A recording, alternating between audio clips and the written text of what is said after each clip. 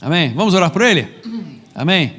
Senhor amado que está o Dailton, Senhor, te louvo pela vida dele, te agradeço muito, Senhor, pelo teu servo, e eu te peço que tu possa, Senhor, usá-lo agora para abençoar nossas vidas.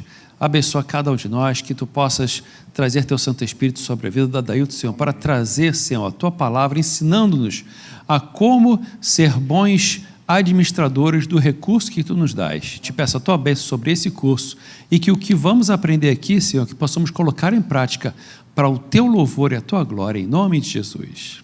Amém. Amém. Boa tarde, meus irmãos, tudo bem? Primeiramente, pedir desculpa aí pela minha voz, mudança de temperatura aí tem as suas consequências, né? A gente está vindo de São Paulo, estamos há 2 semanas aí na casa do Túlio e Adriana, tem sido muito bom, mas o contato aí com o frio traz as suas consequências.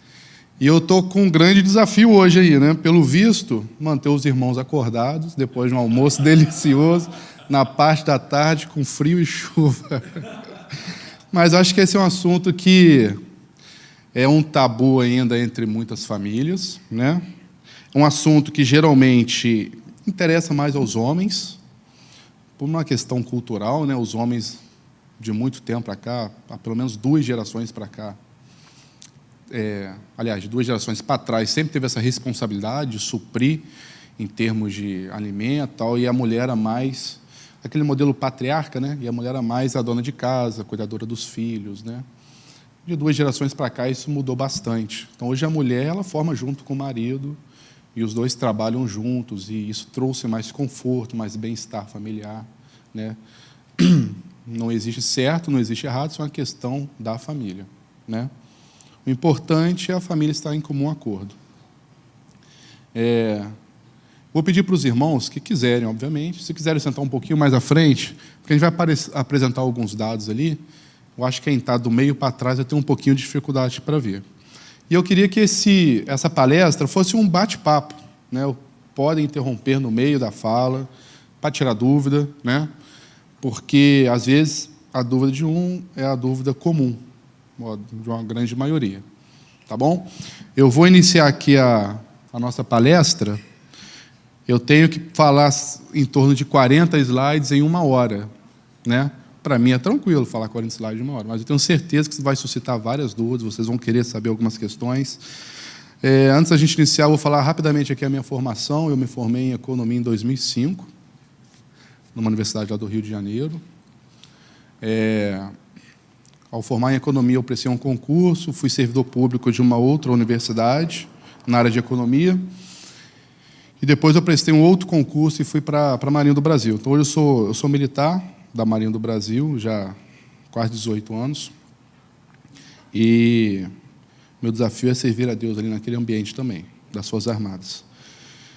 Então, esse é um resumo breve. Aqui é minha esposa, a Thaís. A Thaís ela é médica na área de pediatria e neonatologia, e a minha filhinha Juju.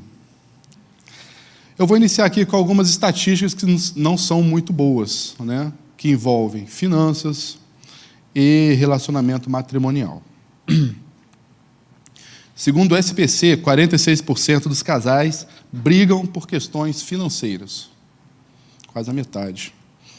De acordo com o IBGE, em 2022, houve cerca de 1 divórcio para cada 2 casamentos, por causa de assunto ligado a finanças. Uma administração do recurso, diferenças de entendimento sobre esse assunto. Entre os casais separados ou divorciados, os problemas financeiros aparecem em segundo lugar, 27%. Em primeiro lugar está a dificuldade em comunicação. Então, problema finanças é o segundo maior motivo para divórcio, e o primeiro é comunicação, que pode estar associada a problemas de finanças também, né? Em parte, essa falta de comunicação pode ser por causa de questões financeiras dentro da família. 36% dos casais brigam pelo menos 1 vez por semana ao falar sobre dinheiro. Olha, mais de 1/3 briga pelo menos 1 vez por semana por causa de dinheiro. Diferenças, né, sobre entendimento sobre o assunto.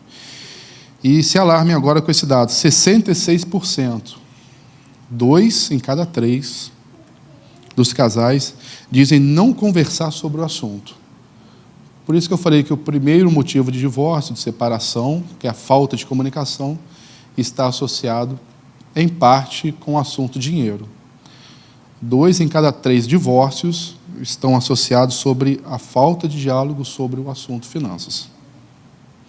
E 45% dos casais não sabem quanto o parceiro ganha.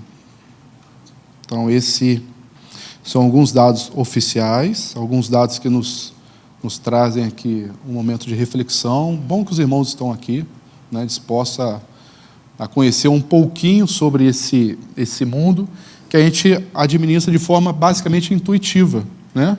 Eu ganho X, eu tenho que viver o desejável dentro de X. Mas nós temos alguns recursos, algumas ferramentas que podem nos auxiliar a ter uma vida um pouco melhor. E daí eu vou fazer uma pergunta. Quantos aqui hoje poupam de alguma maneira aquilo que ganham fruto do seu trabalho? Podem levantar a mão? Quantos poupam de alguma maneira? Eu ganho, sobrou, paguei minhas contas e tal, guardei aqui um dinheirinho, nem que seja na gaveta. Abra a gaveta lá de meia, coloco lá dentro da gaveta de meia. Então já temos aqui bastante irmãos que têm esse hábito. Esse é um hábito muito saudável.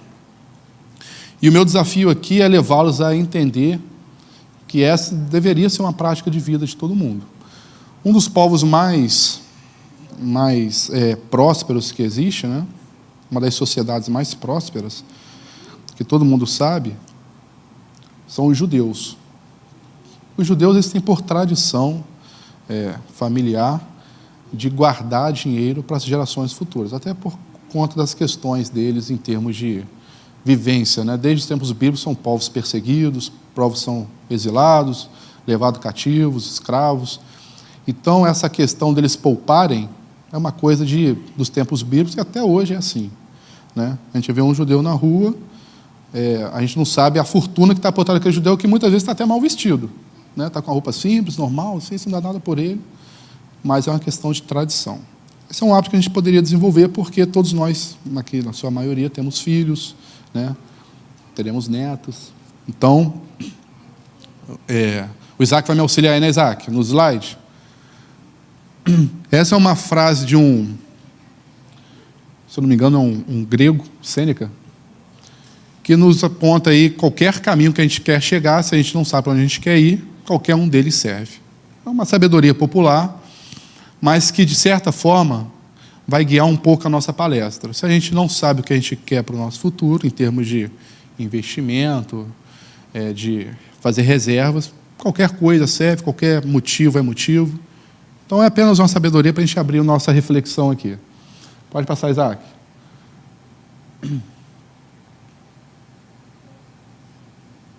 Eu vou seguir esse breve sumário, né? A gente vai falar um pouquinho, fazer uma reflexão sobre esse assunto, que nós já estamos fazendo aqui, né? Vou falar sobre alguns conceitos e fundamentos importantes que a gente muitas vezes passa desapercebido por nós. Alguns tipos de investimento que nós temos, né? Os 3 passos para investir, uma forma de acumulação de capital, vou tentar demonstrar isso com números, e uma forma da gente, através dessa acumulação de capital, ser levado a viver de renda, né? Essa é uma palestra que eu fiz para uma igreja lá no Brasil, né, para os irmãos que pediram. Então, tem coisas que eu vou pular porque não se aplica à nossa realidade aqui dos Estados Unidos. Mas os princípios, fundamentos são interessantes. Pode passar, Isaac, por favor. Aí eu abro com uma pergunta. Por que a gente deve investir? Investir é aquele saldo que a gente não utiliza do nosso recurso, fruto do nosso trabalho. Ali eu coloquei alguns motivos. Apenas alguns, né? Tem inúmeros. Mas colocar o dinheiro para trabalhar para você. É um funcionário que não vai te colocar na justiça, não vai cobrar nenhum direito trabalhista, não vai ficar doente, não vai faltar ao trabalho. É o dinheiro. Então, ele pode ser um trabalhador seu. A gente vencer a inflação. A gente já conheceu um pouquinho desse conceito de inflação, né? Buscar a liberdade financeira. O que seria liberdade financeira? Chegar aquele momento que eu não preciso mais trabalhar para ganhar dinheiro. O que eu tenho já é o suficiente para eu viver. Todo mundo aqui, algumas pessoas aqui demonstraram, é meu sonho, né? Mas isso é o que a gente, no final das contas, que todo mundo gostaria, né? Ou uma grande parte, imagino. Tem aquelas pessoas que têm um trabalho como um sacerdócio, né? Não preciso nem receber nada, eu trabalho porque eu amo trabalhar. Existe esse tipo de pessoa? Existe. O meu sogro é esse tipo de pessoa. Trabalha porque ele gosta, ele ama trabalhar. Mas não é a realidade da maioria, né? A maioria trabalha, sai cedo, no frio, na neve e tal, porque tem que pagar a conta. Tem um incentivo, né? Os boletos são grandes incentivadores. Então, a liberdade financeira é uma busca, um desejo de todos os irmãos aqui. Aposentadoria. A realidade aqui dos Estados Unidos é de que a aposentadoria é algo muito mais difícil que do Brasil, né? Eu não conheço exatamente a realidade americana, mas aqui nos Estados Unidos as pessoas trabalham até idades avançadas, né? Trabalham. E se não tem esse planejamento, vão trabalhar até morrer. Porque até morrer a gente tem conta para pagar, né? É caro morrer. Alguém vai ter que pagar essa conta aí. Alcançar objetivos financeiros. O que seriam esses objetivos financeiros? Colocar meu filho para fazer uma faculdade é um objetivo financeiro, preciso de dinheiro para isso. Comprar uma casa, me aposentar. Quando eu chegar em determinado valor, vou me aposentar. Já é o suficiente para eu viver tranquilo, não preciso mais trabalhar. Um objetivo. A gente tem que traçar esse objetivo. Investimento, investir, significa empreender, né? O único risco do investidor ao empreender, ou entender o investimento como um empreendimento, é você assumir o risco a depender do seu perfil. Então, eu tenho um perfil um pouco mais arrojado, assumo um pouco mais de risco. Eu sou mais conservador, não vou assumir tanto risco. Mas, diferentemente de um empreendedor convencional, o cara abre uma empresa e monta uma padaria. Ele tem vários riscos intrínsecos ao negócio dele, que muitas vezes foge do controle. A massa azedou, na hora da fermentação, azedou a massa, perdi todo o lote de pão que ia fazer. Eu tenho um funcionário que faltou, meu padeiro está doente. Então, esses riscos, impostos, licença de funcionamento, mercado, né, a demanda do mercado em comprar e consumir. Então, eu tenho várias variáveis que muitas vezes fogem ao meu entendimento do negócio e a gente ali fica brigando, tentando superar aquelas dificuldades. Se a gente encarar o investimento como uma forma de empreender, o único risco que a gente tem é em assumir o risco do investimento. Se eu quero ganhar mais, eu vou assumir um pouquinho mais de risco. Se eu não quero assumir esse risco, eu vou ganhar um pouco menos, mas o risco ele é sempre conhecido, né? Ele é conhecido, diferente do empreendedor convencional. Nunca é tarde para começar, né? O meu desejo é que, com a idade da minha filha, eu tivesse essas ferramentas, pelo menos uma noção. Mas eu vim ter essa noção há coisa de 15, 20 anos atrás. Há coisa de 15, 20 anos atrás, e nunca é tarde para começar. A gente vai ver por que nunca é tarde para começar. O mundo dos investimentos é o único mundo, é a única realidade em que o tempo joga a nosso favor, né? O tempo joga a nosso favor, a gente vai ver isso por quê. Pode passar, Isaac. Vou falar sobre esses conceitos básicos aqui, tá? Risco-retorno, essa relação que existe. Rentabilidade e liquidez, são dois conceitos ali que muita gente não compreende. O que é liquidez exatamente? Rentabilidade. Perfil. A diferença entre renda fixa e renda variável, são noções básicas. A parte de tributação eu vou pular, porque não é a realidade aqui nossa. O que vem a ser um investimento pautado em juros simples e capitalização composta, juros compostos, e a tal da inflação. Aqui eu fiz um gráfico simples, mas que retrata a essência de quem tem apetite ao risco e quem quer correr o risco para investir. Aquele gráfico ali, ele nos mostra simplesmente o seguinte: quanto maior o risco, que é o eixo de baixo ali, quanto maior o risco, ele se desloca da esquerda para a direita, quanto maior o risco, maior é o meu retorno. Então, quanto mais risco eu estou disposto a correr, o retorno tende a ser maior também, tá? Isso é um princípio básico aí do mundo das finanças. Próximo. Rentabilidade é um outro conceito. A rentabilidade é aquilo que a gente espera ganhar quando a gente faz um determinado investimento. Então, eu investi $100 em determinado ativo financeiro. Qual é a minha expectativa de ganho? A depender do risco que você assumiu, que é o slide anterior, eu vou ter uma expectativa de ganho. Pode ser 1%, 0,5%, 2%, 5%. Não sei. Mas rentabilidade é isso, é só quanto que é a sua expectativa em termos de ganho, de acordo com o risco que você assume. Tá? Rentabilidade. Próximo slide, a gente vai falar sobre a famosa liquidez. O que vem a ser liquidez? A liquidez é a velocidade que a gente transforma um ativo financeiro, um ativo qualquer, em dinheiro. Aí eu vou fazer uma pergunta para os irmãos aqui, para os irmãos acordarem. O que é mais líquido? Uma casa ou um carro? O que é mais fácil transformar em dinheiro? Uma casa ou um carro? Uma casa? Então, aí fica a minha resposta, depende. Por que depende? Se a gente está num lugar em que a procura por imóveis é muito grande, é uma região que está crescendo, está se desenvolvendo, muita casa sendo construída, existe aquele apelo por adquirir um imóvel, provavelmente a casa ela se torna mais líquida do que um carro, porque as pessoas não estão ali naquela região buscando carro, né? Então, existem diversos parâmetros que definem a liquidez de um ativo. A procura por esse ativo é o principal. Quanto mais gente procura esse ativo, mais líquido ele é, né? Um outro parâmetro é o preço desse ativo. Se eu tenho um ativo que vale 5 milhões de dólares, provavelmente ele é menos líquido que um ativo que vale 10 dólares. Um pãozinho da padaria. Está todo mundo procurando pão, mas um ativo de 10 milhões de dólares não é todo mundo que está procurando. Então, a liquidez é esse conceito, é a velocidade que o seu ativo se transforma em dinheiro. Não adianta eu ter um ativo que vale muito, eu preciso de dinheiro agora. Aí você olha para o seu ativo, precisa transformar ele em dinheiro. E eu não consigo. Né? Quantos casos a gente já ouviu falar de gente que tem patrimônio e passa dificuldade?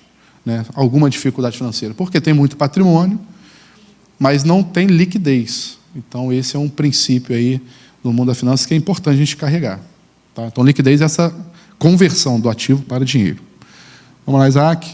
Aqui nós temos aqui um gráficozinho aqui bem didático, mas que ilustra 3 perfis de investidor. Né? A gente não necessariamente é só agressivo, só moderado, só conservador. Mas a gente tende a ser um pouco mais agressivo e carrega um pouco de um perfil moderado. Ou tende a ser um pouco mais conservador e carrega um pouco do perfil moderado. Então, o perfil de moderado ele sempre está no meio termo. É impossível um cara ser conservador e carregar um pouco do perfil agressivo, ou vice-versa. Ou ele é agressivo e carrega um pouquinho do perfil moderado, porque ele entende o que ele está fazendo, ou ele é extremamente conservador e carrega um pouquinho do perfil moderado, que para ele esse perfil de moderado já é o agressivo. Então, isso aqui é uma forma didática que a gente distribui os perfis, né, de investidor, que está ligado àqueles 4 aspectos ali. Ó. Segurança, o que cada um busca? Segurança, retorno, risco e conhecimento. Então, se eu estou buscando muita segurança no investimento, eu não quero perder nenhum centavo nesse investimento. Qual é o meu perfil? O meu perfil é mais conservador do que o agressivo. Né? Com relação ao retorno, se eu busco muita segurança, aquele primeiro gráfico, relação retorno e risco, é exatamente isso daqui. Ó. Se eu busco muito retorno, que é o perfil do agressivo, em contrapartida, o investidor que é mais conservador, ele não está preocupado com esse retorno. Por quê? A preocupação dele é segurança. Se ele está preocupado muito com segurança, ele não está olhando para retorno, está olhando para segurança. E existe aí uma diferença assim, fundamental nesse perfil de investimento. A gente está vendo ali o risco, o agressivo está muito mais disposto a correr risco, tem muito mais apetite ao risco, do que o perfil conservador. E o conhecimento. Geralmente, os nossos pais ou avós, a gente mesmo, por falta de conhecimento, prefere muito mais um investimento que ele não tem risco, não tem retorno, mas que ele é seguro. Porque eu não tenho conhecimento, para mim é um assunto completamente novo. E o nosso objetivo aqui não é esgotar o assunto, é apenas trazer um insight aí para vocês, para a gente ter começar a fazer essa reflexão sobre esse tema. Tá? Então, quanto mais conhecimento eu busco a respeito, automaticamente um pouco mais de risco eu estou propenso a correr, porque eu já tenho conhecimento. Né? Próximo slide. A diferença básica entre um investimento que é pautado em renda fixa e renda variável, a gente vai ver até graficamente como é que é o comportamento desses dois tipos de investimento. Mas a renda fixa, como o nome já sugere, o retorno ele é fixo, ele é conhecido, né? E a renda variável, a rentabilidade, o retorno, ele não é conhecido, né? Então, é um investimento que ele é mais arriscado, para a gente não conhecer o retorno dele, mas ele tem potenciais de ganho muito maiores. Então, essa é uma diferença básica. Próximo slide, Isaac, por favor. Essa aqui é uma representação gráfica de um investimento pautado em renda fixa. Eu coloquei dois ali, da realidade do Brasil, que é a caderneta de poupança e o CDI. Então, a gente vê ali na curva de 2015 a 2019, como é que as duas curvas se distanciaram uma da outra com o passar do tempo, mas elas têm basicamente um perfil de uma reta ascendente, né? Uma reta crescente. Então, esse é um tipo de investimento que, graficamente, é representado dessa maneira, renda fixa. Pode passar, Isaac. Esse slide eu vou pular, que é apenas uma comparação entre o rendimento, 4 tipos de rendimento em renda fixa no Brasil. Alguns tipos de investimento de renda fixa. Pode pular.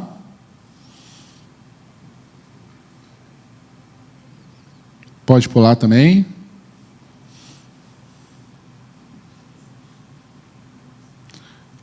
Pode pular. Eu estou pulando conscientemente, que a gente vai chegar a ter bastante debate aí no final. A parte de tributação, pode pular. Isaac, se você for com a setinha para o lado, acho que ele passa também.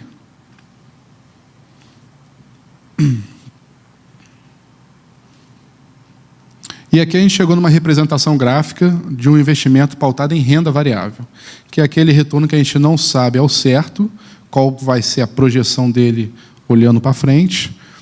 A gente vê que, graficamente, ele tem um comportamento que oscila bastante, né? A gente tem uma reta ali, que é a reta que seria o CDI, um investimento de renda fixa, e eu coloquei 3 curvas, né, com riscos diferentes, mas todas 3 de rendimento variável. Então, aquela vermelha é uma curva, é um tipo de investimento muito mais arriscado do que a verde, que, por sua vez, é mais arriscado que a azul. Então, a gente observa que, ao longo do tempo, a depender do tipo de apetite ao risco que nós temos, a gente pode optar por fazer um investimento em um determinado ativo que tem aquele comportamento da curva vermelha ali. Necessariamente isso é ruim? No momento do tempo, sim. Em 2015, 2016 foi muito ruim. Em 2016 ele começou a subir. Teve uma correção ali entre 18 e 19, caiu um pouquinho, depois voltou a subir, de forma que, no tempo, ela fechou muito mais acima do que todos os outros 3. É só uma representação gráfica, mas para vocês entenderem que o investimento pautado em renda variável é imprevisível a gente dizer, vai ser tanto daqui a 2 anos, vai ser tanto daqui a 1 ano. Não tem como a gente prever isso. Ali eu coloco uma tabela, eu estou sem um laser point aqui, mas na terceira coluna da direita para a esquerda, a gente tem a rentabilidade em 12 meses. Então, são ativos aqui negociados lá no Brasil, mas a gente tem ali o primeiro ativo 14% ao ano não, em 12 meses, né? O outro ativo ali 18%, 11%, 12%, 7% e 13%. Então, todos esses ativos aí são ativos de renda variável, são fundos de ações, né? Mas quando a gente olha as outras colunas, a gente tem a rentabilidade do mês. A gente vê que a rentabilidade em 12 meses ela é muito boa. Mas quando a gente olha a rentabilidade do mês, a gente vê ali alguns valores negativos, alguns valores percentuais que são negativos. -3, -4. Está todo mundo conseguindo ver daí? -2,79, -2,31. Então, aquele mês, provavelmente aconteceu alguma coisa no cenário macroeconômico, alguma coisa na economia que interferiu no preço desses ativos. Aí a gente olha para a coluna exatamente ao lado, que é a rentabilidade do dia, de apenas um dia. Então, enquanto em um mês o ativo caiu -3, em um único dia ele subiu mais 2,77. Estou me referindo ao primeiro ativo ali. O de baixo, 1,29, 1,66. Então, a gente pode depender disso daí, que, como a gente tem conversado, o investimento em renda variável, ele não é previsível, né? Mas ele tende a dar um retorno muito maior do que os outros. Pode passar, Isaac, por favor.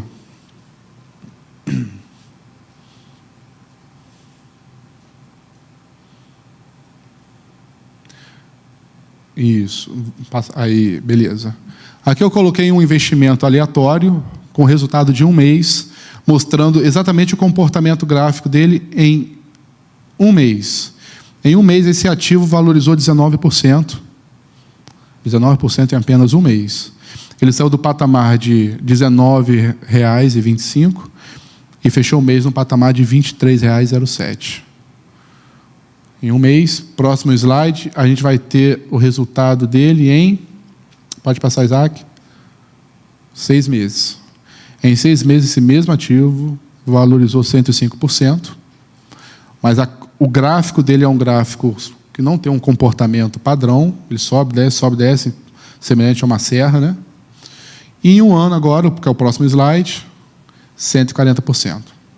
Então, quem investiu aí há 1 ano nesse ativo e ficou posicionado nesse tipo de papel, nesse tipo de ativo, teve um retorno aí de 140%. Próximo. Em 5 anos, né, eu coloquei 5 anos também, 224%. Aqui eu coloquei, essa apresentação é uma apresentação que já tem um tempinho, foi de antes da pandemia. Eu coloquei o resultado das 10 melhores ações negociadas na Bolsa de Valores do Brasil, né, as 10 melhores performances. Então, ali está número 1 a número 10, a gente tem um ano lá de 2008, todas as ações fecharam no vermelho. Então, imagina a pessoa que começa a investir em 2008. Vou investir em ações, né? Depois a gente vai conversar um pouquinho sobre diversificação. Mas vamos supor que a pessoa não tem nenhum conhecimento e ela queira investir totalmente em ações. Vou investir em ações, tem aqui um dinheirinho que eu guardei e tal, vou comprar essas 10 ações aqui. E começou isso em 2008. Olha que surpresa desagradável que ela teve. Só perdeu nas 10 ações. Aí o ano foi se passando. Se essa pessoa conhece um pouquinho das noções sobre investimento, entende o que está acontecendo, e ela reteve esse ativo, em 2009, a maioria deles já apresentou um retorno superior à perda, já cobriu a perda e ainda teve um ganho. Se a pessoa não sabe o que está acontecendo, o que ela vai fazer? Pô, esse negócio de investimento não é para mim, não, estou fora. Sai fora, realiza todas aquelas perdas de 2008 e nunca mais quer investir. Então, vamos lá, 2009, tudo positivo, teve um resultado lá de 202%, segundo ali, resultado, acho que é o mais alto. Em 2010, tivemos só duas ações que fecharam no vermelho em 2010, e assim a gente vem, até o ano de 2018. A última coluna lá é o total, o acumulado dessas 10 ações nesses 10 anos. Então, nós tivemos resultados ali muito bons, né? 352%, 348%, 321%, isso em 10 anos, esses 10 ativos aí. A parte de tributação não vou abordar.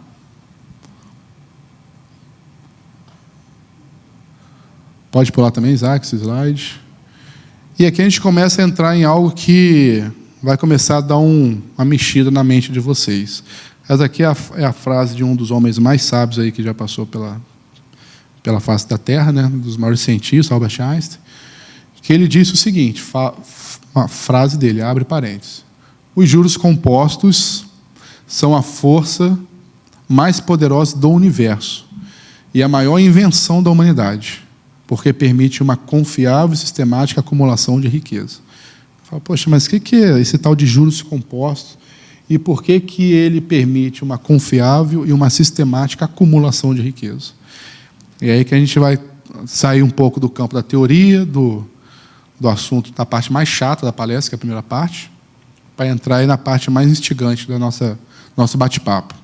Aqui eu tenho 2 curvas, uma vermelha e uma azul.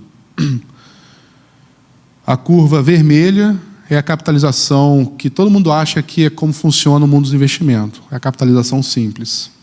O mundo do investimento, das finanças, do mercado financeiro, ele trabalha sobre um regime de capitalização composta. É o que todo mundo aí conhece popularmente como juro sobre juro. Ah, não, é juro sobre juro, juro sobre juro.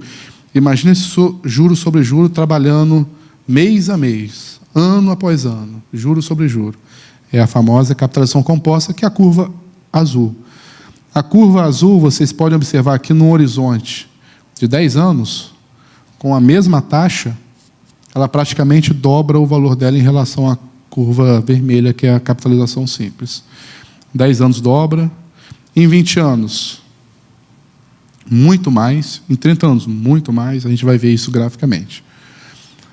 E esse slide aqui é um slide que poucas pessoas vão perceber a sutileza que tem nele, em termos de informação. Mas eu vou mostrar para vocês, para ninguém ficar curioso. Nós temos ali 4 cenários, né? Um determinado indivíduo colocou R$1.000 ou 1.000 unidades monetárias num determinado ativo financeiro que pagava. Um pagava 2% ao ano, outro 4%, outro 6% e outro 8%. Está todo mundo entendendo ali? É o que está dizendo ali, ó. Uma aplicação, valor aplicado de 1.000 unidades monetárias, pode ser dólar, pode ser euro, pode ser real. E a taxa, a rentabilidade é conhecida. Então, isso aqui está com cara de o quê? De um investimento de renda fixa, né? Está com cara de um investimento de renda fixa. A taxa é conhecida, ó, esse investimento aqui vai te pagar 4% ao ano. Beleza. A sutileza está naquelas 2 últimas colunas lá dos valores. Apagou, não estou vendo o tempo. 10 anos em 100 anos. Né? Ah, mas eu não vou viver 100 anos, Adeilton. É muito tempo, eu preciso resolver minha vida aqui. No máximo, em 20 anos, tem que estar tudo resolvido. A ideia aqui é mostrar didaticamente como é que funciona a evolução dos juros. Né? Em 10 anos, aqueles R$1.000 a uma taxa de 2% virou R$1.200. R$1.219. Ah, mixaria, né? Esperei 10 anos para ganhar R$219. Só que, com 8%, eu saí de 1.219 e fui para 2.158. Por que Einstein teve aquela fala dele? A sutileza está na próxima coluna. Por que os juros compostos é a força mais poderosa do universo? Porque o fator tempo é a única componente no mundo dos investimentos que joga a seu favor. Então, quando eu estou disposto a esperar mais tempo, ser mais resiliente com os meus investimentos e ficar com ele por mais tempo, eu salto de 10 anos para 100 anos, num investimento que era de 1.200, ele se multiplica aproximadamente em 7 vezes. Né?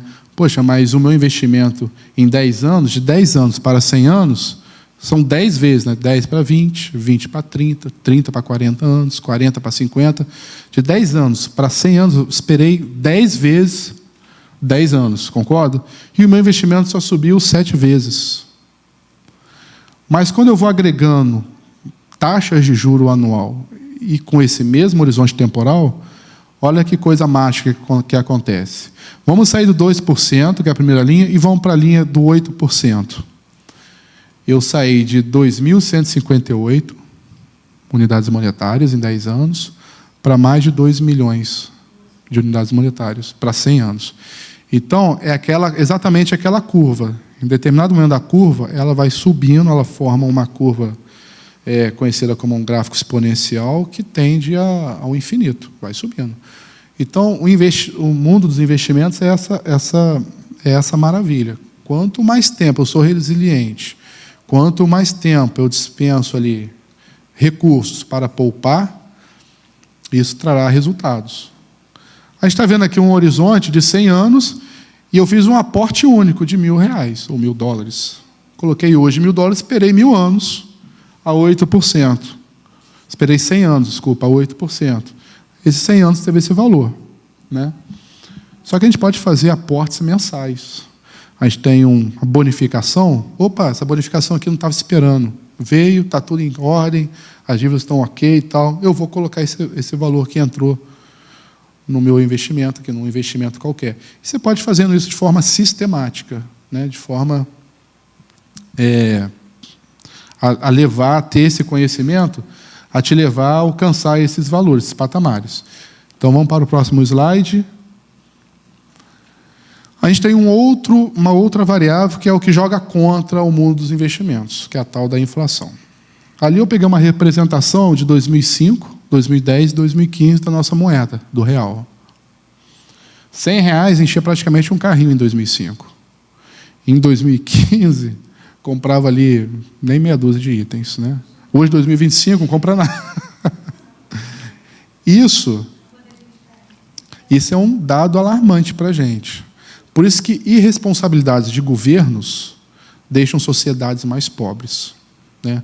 A gente olha para alguns governos, principalmente da América do Sul, e a gente vê que as formas populistas de fazer política pública, principalmente no campo econômico, leva aquilo dali. Ó. Irresponsabilidade leva aquilo dali. Ah, não, mas eu estou ganhando aqui um determinado benefício governamental. A que custo que isso sai? Né? Se está levando o país a ter inflação, isso é preocupante, porque aquele benefício, ele não é um benefício, ele é apenas um engodo. Está enganando aquela sociedade. Porque o que entra, a inflação está levando. Tá? Então, isso aqui é uma representação simples do que é a inflação. A inflação nada mais é do que o seu dinheiro no seu bolso está perdendo valor a cada dia. Tenho R$100 que hoje vale menos do que R$100 amanhã, que vai valer menos que R$100 depois de amanhã. Ou $100, né? Aí uma pergunta que todo mundo se faz, né? Se é possível chegar a $1 milhão de dólares. Vamos trabalhar aqui a nossa realidade, né? Será que eu conseguiria acumular $1 milhão? Será que é possível? Na nossa... Tem que ser? Então, vamos lá. Agora vai ficando mais interessante a palestra. Próximo slide, Isaac. A gente tem alguns passos a cumprir aí. O primeiro passo é a gente fugir dos grandes bancos, dos bancos convencionais, e procurar corretoras. Aqui nos Estados Unidos tem uma infinidade de corretoras. O Brasil é um país que está avançando bastante nesse segmento, mas não se compara à realidade aqui da América. Os Estados Unidos tem uma infinidade. Segundo passo, então fuja dos grandes bancos, procura aí corretoras. Segundo passo, pode pular, que são algumas corretoras do Brasil. Segundo passo, volta aí. Conhecer quais são os objetivos. Às vezes eu quero investir só para comprar a minha casa. É um investimento que eu quero, esse é o meu objetivo. O meu outro objetivo, talvez, é pagar a faculdade dos meus 5 filhos, que aqui nos Estados Unidos não é barato, sabemos disso. Um outro objetivo, talvez, é viver de renda. Ficar em casa, sentadão lá, de chinelo, vendo televisão, ó, que beleza, e o dinheirinho pingando na conta. Pi, pi, pi, igual um conta-gota ali, ó. Né? Próximo passo, vamos lá. Mas, para isso, a gente precisa ter o quê? Coisas que só a gente consegue desenvolver. Eu coloquei aquelas 3 figurinhas ali que ilustram, cada uma delas, uma realidade daquela que a gente precisa desenvolver. Perseverança. Eu coloquei uma criancinha lá tentando subir a escada. Né? Consistência. Aí eu coloquei uma plantinha brotando no deserto. O que representa aquela plantinha brotando no deserto? É a gente, em meio à nossa dificuldade do dia a dia, florescendo mesmo assim. As dificuldades estão aí, né? Para todo mundo, cada um tem as suas dificuldades. Uns têm uma dificuldade que para a gente é tranquila, mas para aquela pessoa não é tranquila, é uma dificuldade para ela. Né? Mas ela tem que florescer no meio da dificuldade. É aquela plantinha brotando no meio do deserto. E o terceiro ali, por ser militar, não podia deixar de colocar disciplina, que é a alma do investimento. A gente precisa ter disciplina. Ah, esse mês sobrou. Pô, sobrou, então vamos fazer uma extravagância aqui. A gente gasta tudo, que a gente já está com tudo pago, está sobrando, glória a Deus por isso. Então, respondendo à pergunta do $1 milhão. Vamos aos cálculos para a gente ver se é possível chegar a esse $1 milhão. Quantos acham que é possível? É possível. É possível e muito possível. Só a gente desenvolver aqueles 3 hábitos ali. Vamos lá. E é mais fácil do que muita gente imagina. Por tudo que eu mostrei ali. Tá? A gente já conversou, a gente já tem ali uma noção. Risco, retorno, liquidez, renda variável. A gente já tem algumas noções que vão nos levar a concluir isso. Vamos lá. A gente precisa responder essas 3 perguntas. Qual o valor que eu devo investir mensalmente? Né? Para chegar a $1 milhão, eu preciso investir um valor todo mês, fixo. Esse valor, irmãos, ele vai variar, vai depender de cada um. Mas o valor para chegar a $1 milhão é aquele dali que eu vou apresentar. Tá? Vocês vão olhar assim e falar, poxa, mas é só isso? É só isso. Pelo incrível que pareça, é só isso.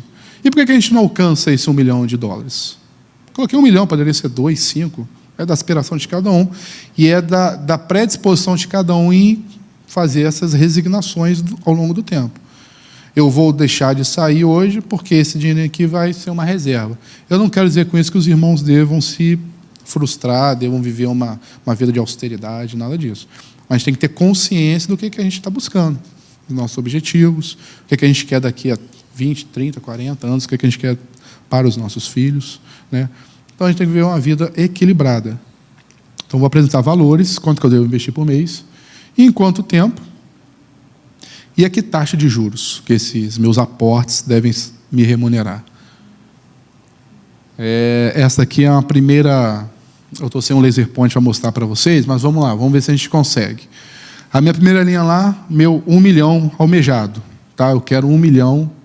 O 360, isso aí, Isaac, obrigado. O 360 é o número de meses, 360 meses são 30 anos. Tá? 30 anos.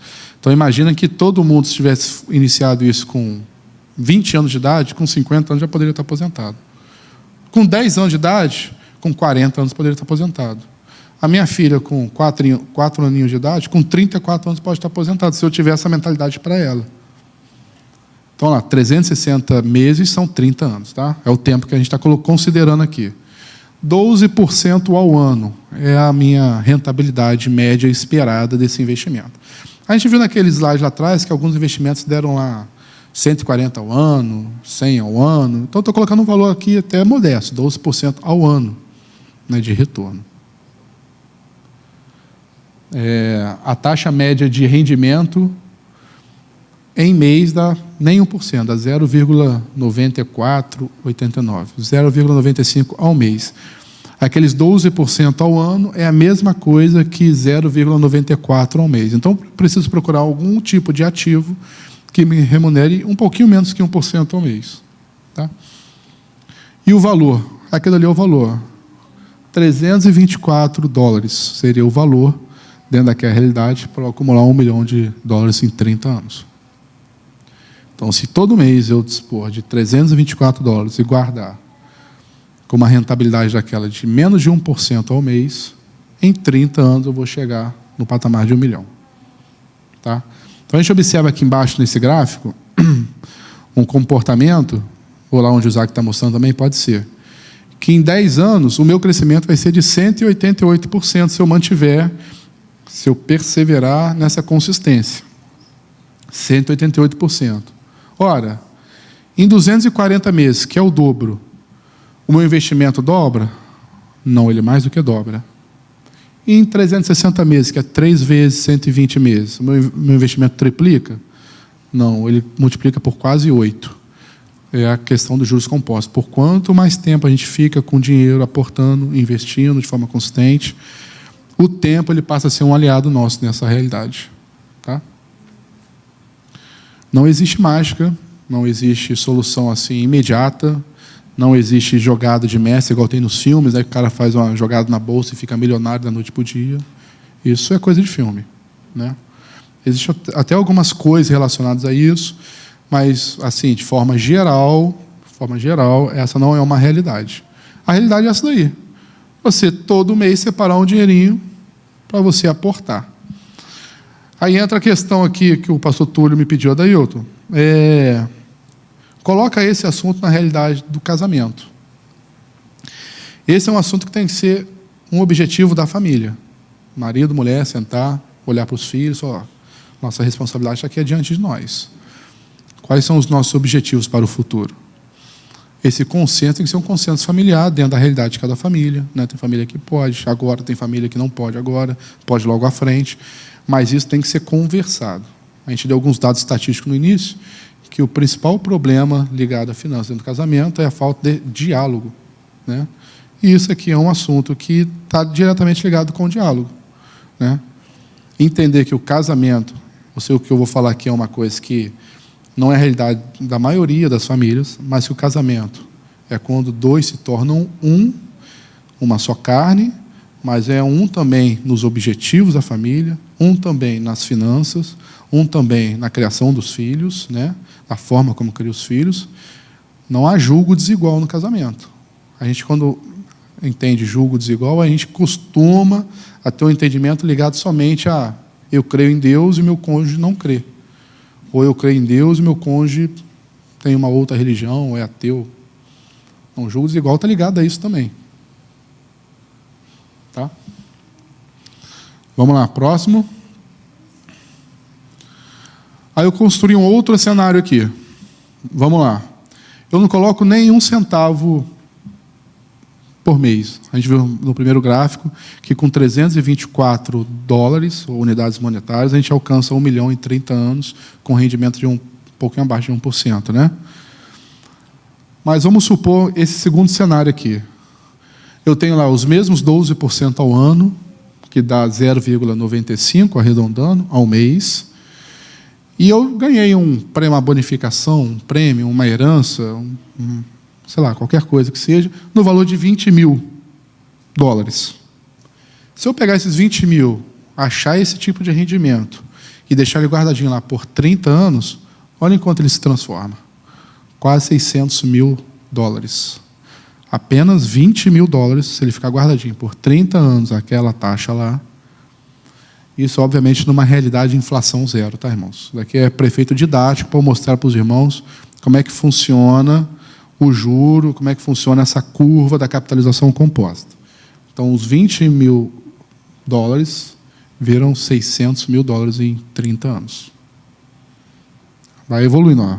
Em 10 anos vai para 62, já tem uma subida de 3 vezes, né?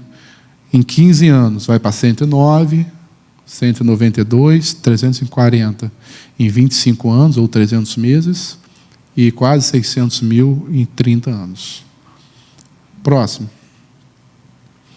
E agora eu vou combinar 2 cenários ali. Aí são cenários assim absurdos, mas é para a gente entender qual é a força, que força é essa que Einstein estava se referindo. Vamos supor que no cenário hipotético a gente consiga reservar 1.000 dólares todo mês, por 360 meses, ou com 12% ao ano, e aqueles 20 mil reais que a gente recebeu de bonificação, e a gente deixa isso tudo trabalhando por 30 anos. Olha qual é a alavancagem do poder dos juros compostos nesse período. 3.650.000 dólares. Com inflação zero. Volto a reforçar isso daí. Tá? O próximo slide, os 3 próximos slides, são prints de uma calculadora financeira que mostra basicamente a mesma coisa. Tá? Só que ali eu já estou considerando a última linha uma inflação de 4% ao ano.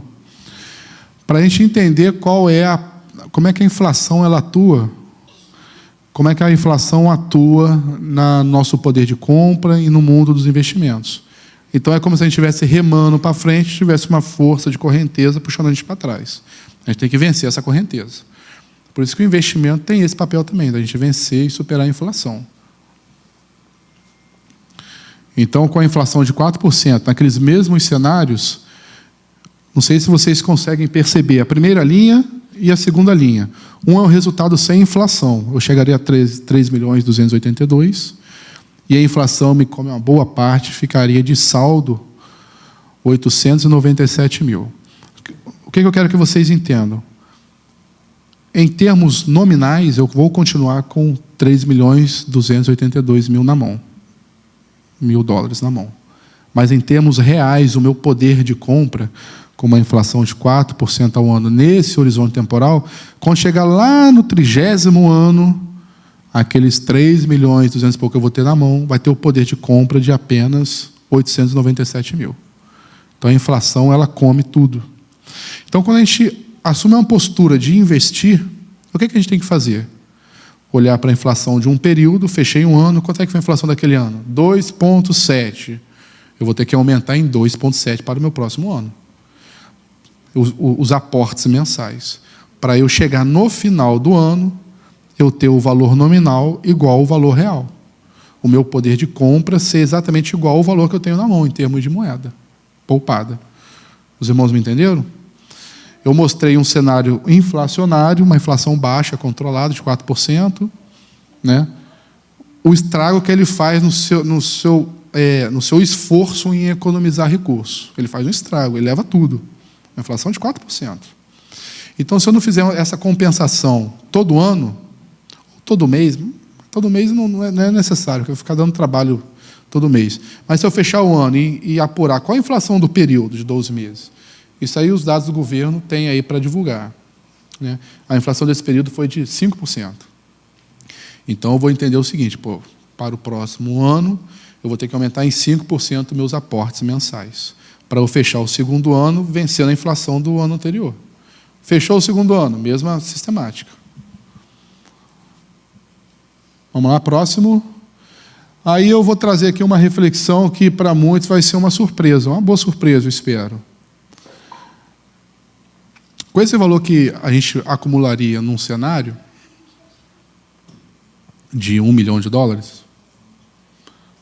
a uma taxa de 12% ao ano, um pouquinho menos que 1% ao mês, o nosso esforço despendido seria de aproximadamente $325, num contexto sem inflação, né? O período considerado um período de 30 anos. Então, a gente chegaria a esse $1 milhão. Tá? Esse esforço que nós fizemos em 30 anos, guardando $325 por ano, aí que vai entrar a mágica do negócio. Volta o Isaac, por gentileza. Ele vai nos remunerar de forma vitalícia, e vitalícia eu quero dizer o seguinte, é até os irmãos morrerem, até os filhos dos irmãos morrerem por idade, até os netos dos irmãos morrerem, bisneta da vitalícia, por toda a existência da geração de vocês. O valor remunerado ao mês vai ser de $9.500. Então, um sacrifício de $325 vai remunerar por toda a geração, enquanto ela existir, $9.500 por mês. Olha que coisa fantástica. Isso aqui é o que eu acho mais fantástico, tudo isso que eu falei. Um pequeno sacrifício que a gente faz por 30 anos, né? Que para uns pode ser até um sacrifício grande, mas ele tem esse potencial de te remunerar para todas as suas gerações, enquanto ela existir, esse é o valor de $9.500 por mês. Próximo slide. E se eu for um pouquinho mais ousado, em vez de acumular 325, conseguir acumular $990, quase $1.000. Então, $1.000 vão se transformar em $29 mil de forma vitalícia por todas as gerações de vocês. Vocês vão morrer por idade, assim espero todos, os filhos, netos, bisnetos. Enquanto tiver geração, vai ter renda vitalícia aí.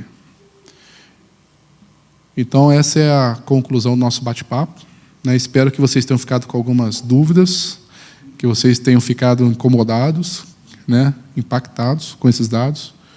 E estou à disposição. O próximo slide tem o meu e-mail, o meu telefone, o WhatsApp, se alguém quiser passar um zap, tirar uma dúvida. A realidade americana é uma realidade que é muito diferente do Brasil. Para se conseguir uma rentabilidade de 1% ao mês não é tão simples, mas não é impossível, não. É aquilo que eu mostrei lá nos primeiros slides, o perfil do investidor. Quanto mais conhecimento, um pouquinho mais de apetite ao risco nós passamos a ter, né? E a gente consegue hoje... Pena que a gente não conseguiu uma conectividade do meu celular para o telão aqui, que eu queria mostrar para os irmãos alguns dados do mercado americano e de ativos do mercado americano, como é que eles se comportam ao ano. Deixa eu ver se eu consigo dar apenas um dado para os irmãos aqui.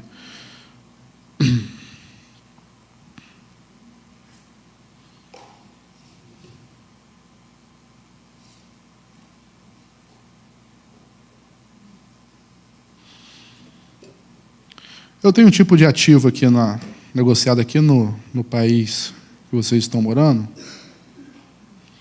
que ele nada mais é do que o resultado das 500 maiores empresas que atuam nos Estados Unidos.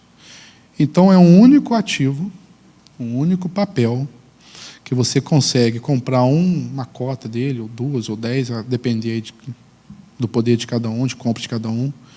E o resultado dele é nada mais nada menos que a consolidação das 500 maiores empresas americanas.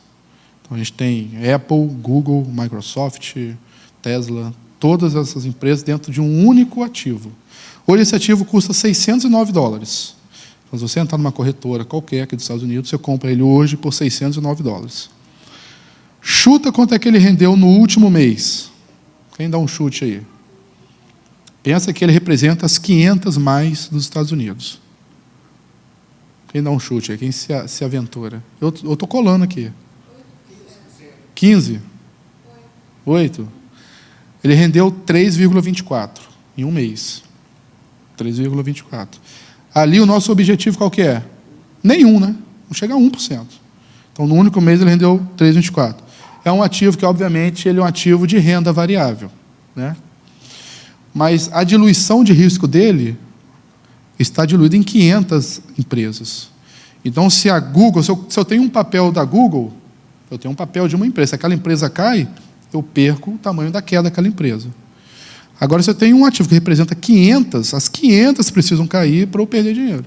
Porque se a Google cair sozinha dentro de um universo de 500, não vai significar nada dentro desse meu cenário, né? Em um ano, quanto vocês acham que rendeu esse ativo? Em um ano. A nossa meta anual é de 12, né? 30. Um pouquinho menos.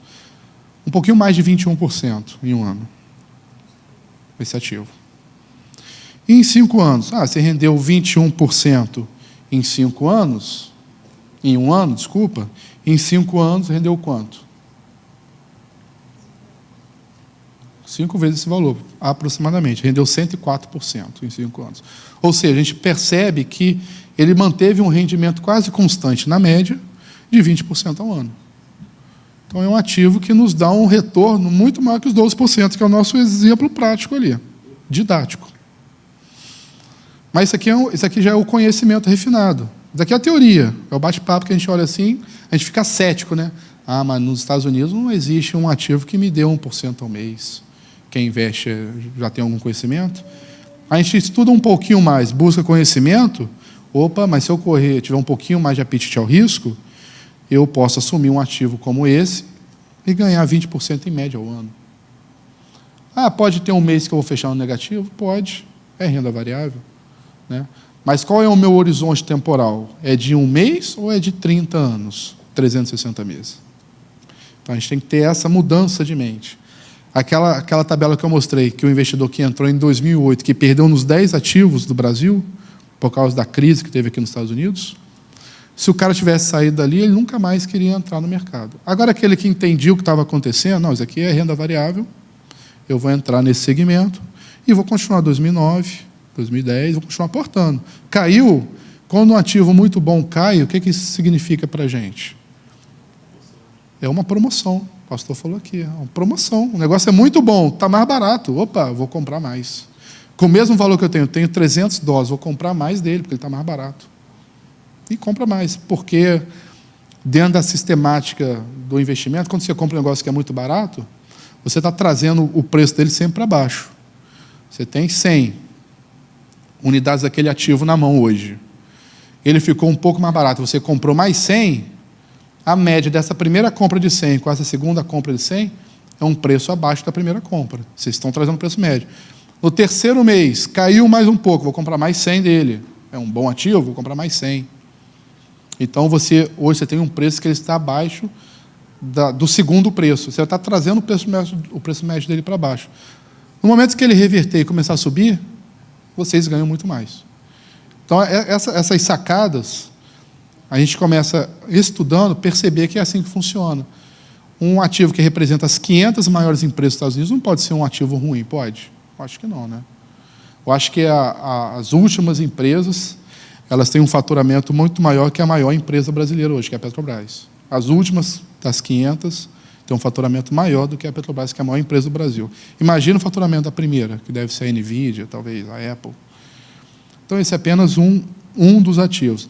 Tem um outro ativo aqui, não vou dar spoiler, depois os irmãos conversam com o pastor aí que ele sabe, que ele representa as 100 maiores empresas no ramo de tecnologia dos Estados Unidos. É um ativo ruim esse? Eu acho que não, né? Acho que é um ativo muito bom para a gente ter em carteira. Mas é um ativo de renda variável. A gente tem que entender que em algum momento a gente vai perder. E faz parte do jogo. A economia está ruim, é uma declaração do governo, é uma política monetária que o governo está lançando para arrumar a casa e que tem reflexo nas empresas. Uma coisa vantajosa é que o perfil do investidor americano ele é muito diferente do brasileiro. Que o brasileiro, pela nossa natureza latina, é aquele cara que coloca hoje, subiu 5%, vende, opa, ganhei 5% em 2 dias, estou bem, ó. O americano não. O americano ele tem a mentalidade de se tornar sócio da empresa. Então, independente se a empresa está caindo ou está subindo, ele está se associando à empresa todo mês. Porque a visão da cultura do norte-americano é usar o investimento como uma forma de fazer renda para a sua velhice. Quando chegar na terceira idade, não tiver mais força, aquele vigor todo para trabalhar, eu vou ter uma reserva suficiente para bancar a minha aposentadoria, a minha velhice. Então, eles têm essa mentalidade, essa cultura. Porque aqui não existe INSS, igual no Brasil. Né? O INSS é uma grande falácia, é um assunto para um outro momento. Mas esse é o bate-papo que eu queria ter com os irmãos. Né? Eu espero que tenha, de alguma maneira, servido aí para trazer um insight, trazer uma reflexão sobre esse assunto, à luz do casamento, com as finanças em dia. A gente tem uma vida mais tranquila. Né? Existem momentos da vida que trazem dificuldades, que são inesperadas, que são coisas do acaso, né? Doença, enfim. E se a gente não tiver uma reserva, não tiver nada, isso tudo fica muito mais difícil. Né? Então, eu espero que com esse bate-papo a gente consiga entender à luz da palavra de Deus. Tinha até uns versículos aqui que não vieram na apresentação, sobre finanças, sobre dinheiro na Bíblia. Né? Eu conversando com o pastor Túlio, ele falou, Adailton, sabe que a Bíblia fala mais sobre dinheiro, sobre finanças, do que sobre o céu? Eu falei, disso eu sabia. Mas é uma verdade. Para vocês verem como é que a Bíblia dá importância a esse assunto. Fala sobre a prudência, sobre antes de construir, sentar e planejar. Né? Tem diversas sobre os talentos, né? A parábola dos talentos, aquele que tinha 5, 2 e 1, né, Túlio? 5, 2 e 1. O pastor Túlio vai trazer essa reflexão aí para vocês. Então é exatamente isso. Aquele que tinha 1, ele foi cobrado, porque ele devolveu 1. O Senhor chegou, toma aqui, Senhor. Aquele que você deixou para mim, eu guardei, está aqui, ó. Cuidadinho, a moeda está polida. Toma aqui, uma moedinha que o Senhor deixou comigo. Ele foi repreendido. Porque tem um efeito aqui, ó. Qual é o efeito? A inflação comeu, o cara tinha um valor nominal na mão, mas em termos reais, aquela moeda, ela perdeu o valor. Entendeu? Aquele talento, que era uma unidade monetária da época, perdeu o valor. Então, não adianta eu ficar com o dinheiro guardado dentro de casa, irmãos. A gente precisa ser inteligente, prudente. Né? A gente está no país das oportunidades. Os Estados Unidos é o país que mais entende sobre esse assunto do mundo. Né? O Brasil tem todas as suas dificuldades, é um país que está se despertando para isso. E aqui a gente tem um celeiro de oportunidades para a gente aprender, estudar. A internet hoje tem um monte de guru que fala sobre isso. Guru, né, de fachada, gente que vem de facilidade. Fuja disso, que isso é só para arrancar dinheiro, para tomar tempo dos irmãos. Esse não é o caminho. Ninguém fica rico assim da noite para o dia. É isso aqui, ó, passo a passo, resiliência, entender que uma parcelinha das minhas economias tem que ser reservada para o meu futuro. Então, é isso, o entendimento é esse. Tá bom? Eu agradeço o tempo, Túlio, muito obrigado aí pela oportunidade. Que Deus abençoe os irmãos aí. Tá bom?